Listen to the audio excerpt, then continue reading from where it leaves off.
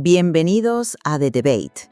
Hoy vamos a analizar un concepto que, promete darnos una respuesta numérica a una de las grandes preguntas de la vida, ¿no?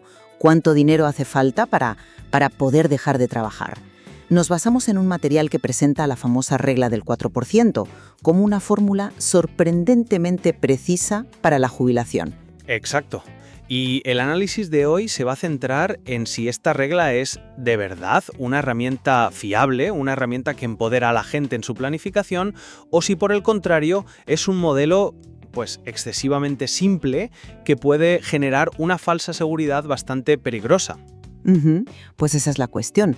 Yo defenderé que la regla, a pesar de sus matices, que los tiene, ofrece un marco de trabajo esencial, muy claro, que transforma esa meta tan abstracta de la jubilación en un objetivo numérico, concreto y sobre todo alcanzable.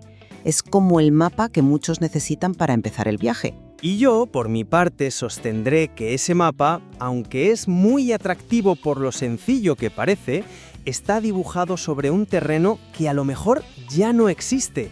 Es un modelo con unas limitaciones muy serias y que esa aparente simplicidad puede inducir a errores de planificación, bastante graves, al ignorar variables críticas del mundo real. A ver, empecemos por el problema fundamental que intenta resolver: la incertidumbre. El material lo describe muy bien. La mayoría de la gente, cuando piensa en su retiro, maneja cifras vagas, casi míticas. Oyes por ahí 1 millón de euros. Son números que suenan bien, pero que no tienen ningún fundamento personal. El gran valor de la regla del 4% es que disipa esa niebla. Y no es una invención arbitraria, ¿eh? Se fundamenta en el análisis riguroso de William Bengen, que estudió 75 años de datos del mercado estadounidense, abarcando las peores crisis económicas, guerras, periodos de alta inflación. Un análisis histórico, sin duda, pero de eso hablaremos luego. Exacto.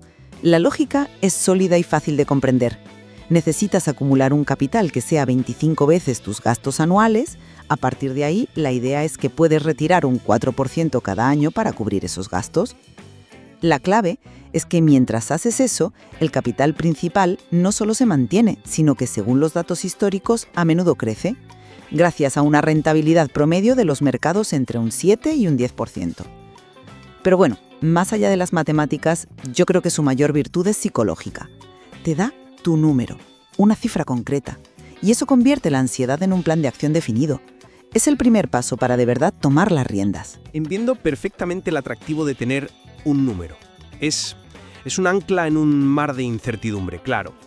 Pero esa elegancia, esa simplicidad, es precisamente su mayor debilidad.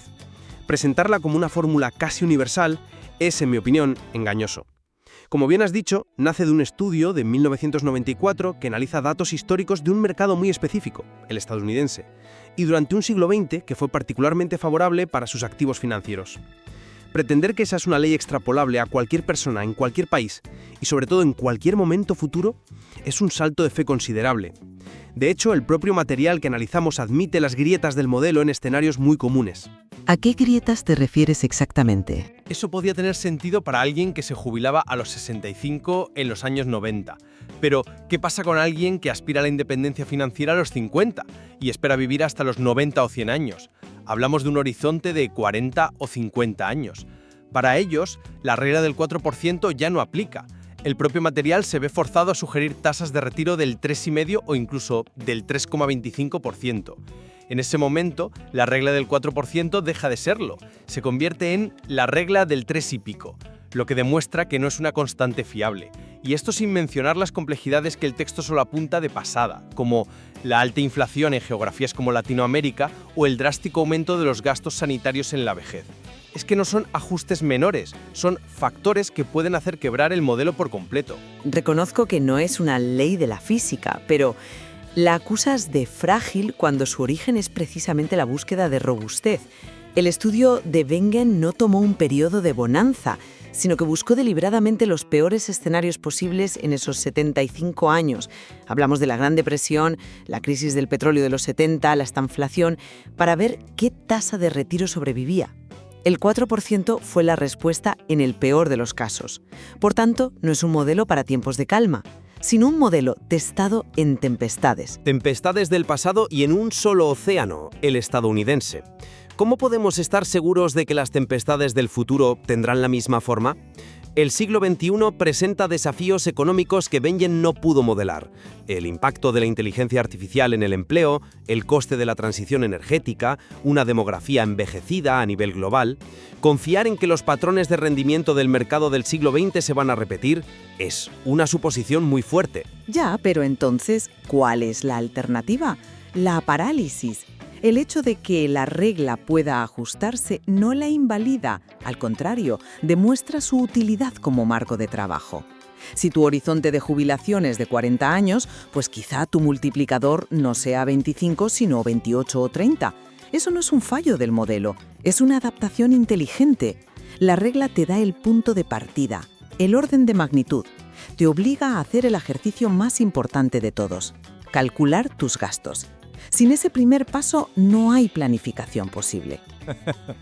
La flexibilidad de la que hablas es en realidad una admisión de que la regla en su formulación original no funciona para un número creciente de personas. Es como vender una llave inglesa de una sola medida y decir que su flexibilidad consiste en que puedes comprar otras si no te sirve. El problema es que se presenta como la regla, en singular y con mayúsculas. Y en cuanto a los gastos, estoy de acuerdo en que calcularlos es crucial, pero la propia simplicidad de la regla puede llevarnos a un error aún mayor. ¿A qué te refieres? ¿A que la gente se equivoque al sumar? No, a algo más sutil. El material lo llama los errores fatales.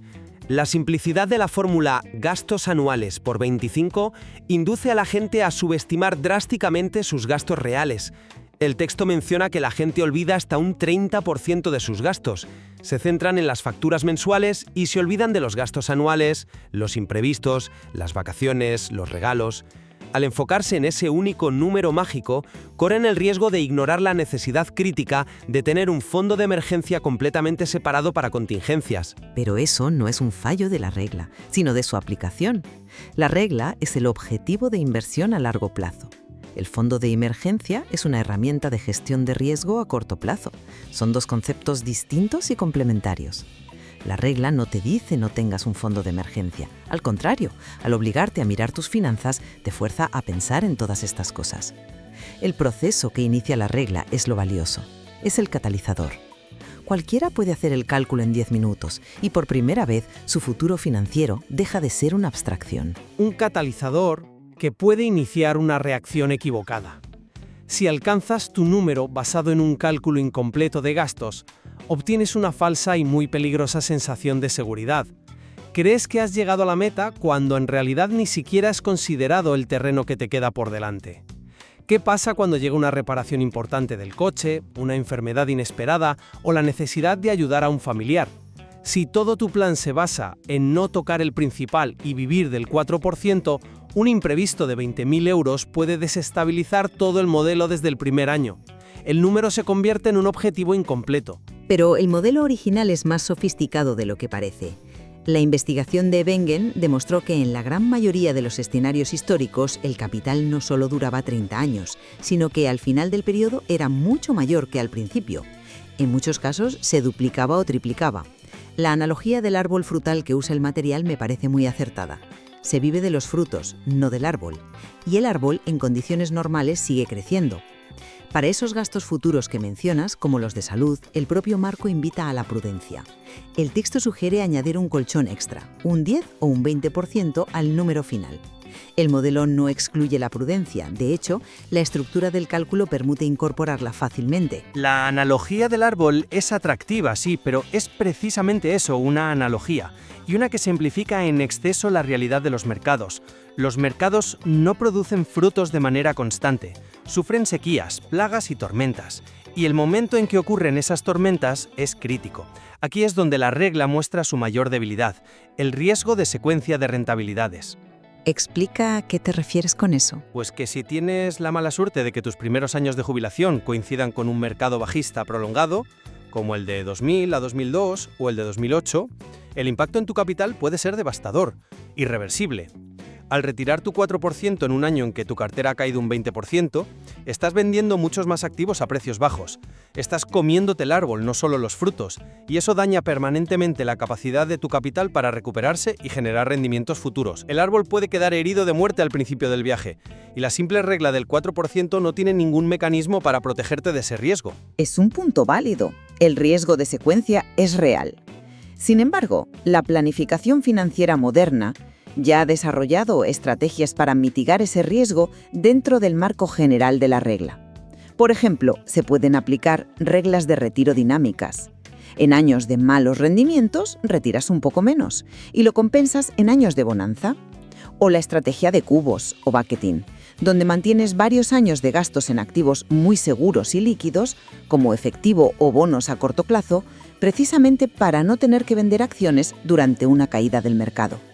Esto no invalida la regla del 25 como objetivo de acumulación, sino que añade una capa de inteligencia a la fase de desacumulación. Ya, pero de nuevo, eso es admitir que la regla por sí sola es insuficiente y peligrosa.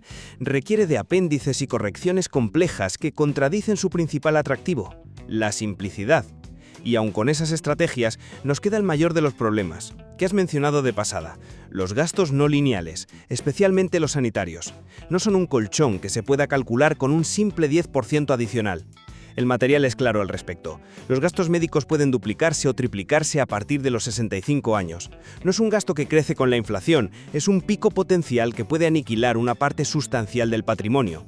Y una regla basada en un porcentaje de retiro constante sobre un capital fluctuante simplemente no está diseñada para gestionar estos tsunamis financieros, que para muchos son una certeza, no una simple posibilidad. Entiendo la crítica, pero creo que le exiges a una regla de cálculo una omnisciencia que ninguna herramienta puede tener. Su propósito no es predecir cada contingencia de una vida de 90 años. Su propósito es darte un objetivo razonable y basado en datos para la independencia financiera. Una vez alcanzado ese objetivo, o mientras te acercas a él, es cuando debes construir esas defensas adicionales. La regla te lleva al campo de batalla con el equipo adecuado. Luego, la estrategia de cada uno determinará cómo lucha. Sin la regla, la mayoría ni siquiera llegaría al campo de batalla. Seguirían en casa, preocupados por la idea abstracta de ahorrar para el futuro. Mi temor es que la regla les da un falso mapa del campo de batalla. Les hace creer que el terreno es plano cuando está lleno de barrancos. La confianza en esa cifra del 4% puede llevar a una complacencia que impida ver los riesgos reales. Al final, el verdadero valor que se puede extraer del material no está en la fórmula del 25, sino en el ejercicio previo que obliga a hacer, un análisis forense de tus gastos y una proyección honesta de tus necesidades y riesgos futuros. A pesar de los puntos válidos sobre sus limitaciones, que reconozco, la regla del 4% sigue siendo, en mi opinión, el punto de partida más eficaz y pragmático para la planificación del retiro. Proporciona una meta clara, tangible y cuantificable. Sin esa meta, el ahorro es un esfuerzo sin dirección. Es la diferencia entre vagar por el desierto y caminar hacia un oasis que ves en el horizonte. Una vez que tienes tu número, puedes y debes refinarlo con los ajustes necesarios, considerando tu edad, tu país, tu aversión al riesgo, tus planes de futuro. Su mayor mérito, insisto, es sacar a las personas de la inacción y darles un plan sobre el que empezar a construir. Debe manejarse con extrema cautela. No es una ley financiera, es una observación empírica basada en el pasado de un país concreto, y ese pasado no tiene por qué repetirse. Confiar ciegamente en ella sin un análisis profundo de sus frágiles supuestos, rendimiento futuro del mercado, inflación local, longevidad personal y sobre todo gastos de salud, es una apuesta de muy alto riesgo. La regla puede ser un punto de partida, pero es crucial entender que es solo eso, el primer metro de una maratón llena de imprevistos. Quizás nuestro análisis revela algo interesante. Ambas estamos de acuerdo en que el ejercicio fundamental que propone el material es indispensable: conocer a fondo los propios gastos y proyectar las necesidades futuras con honestidad, independientemente de si el multiplicador final que uno elige es 25, 28 o 35. Estoy completamente de acuerdo. El verdadero trabajo no es multiplicar, sino lo que viene antes, el autoconocimiento financiero. Quizás el número no es la respuesta definitiva, sino el catalizador para empezar a hacerse las preguntas correctas. Y son preguntas mucho más profundas y personales sobre lo que realmente significa y requiere la seguridad financiera a largo plazo. La regla abre la puerta, pero el camino hay que explorarlo con herramientas mucho más sofisticadas.